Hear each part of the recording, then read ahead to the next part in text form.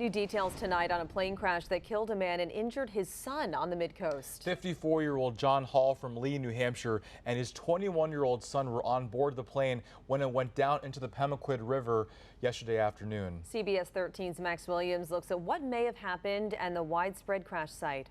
Katie and Sam are told that two NTSB investigators are on their way to the scene here in Bristol, right in front of Fort William Henry. Part of the scene today is still caution tape off. We're told by the sheriff's office that as the plane came down, it struck one of these wooden boxes here. You can see the damage there, and then made its way down to the water, coming just feet away from a home.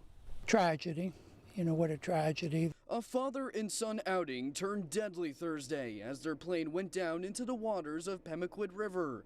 The flight tracking site Flight Aware shows a small two-seater propeller-powered plane took off from Brunswick Executive Airport just before 12:30. The plane's flight path shows it was only in the air for a total of 30 minutes, making a few circles just after takeoff before making its way up the coast.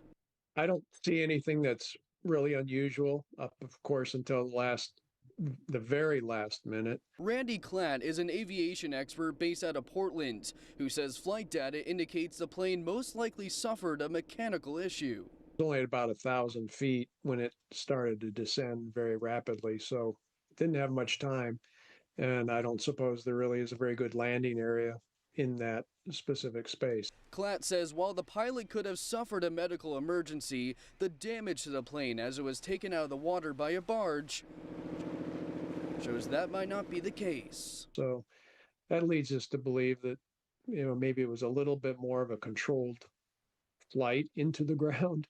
In other words, an attempted landing that ended up going bad when it entered the water. Flight data shows that the plane is flown frequently, sometimes multiple times a day, with trips up to 2 hours long. The NTSB will release a preliminary crash report within 30 days. In Bristol, Max Williams, CBS 13 News.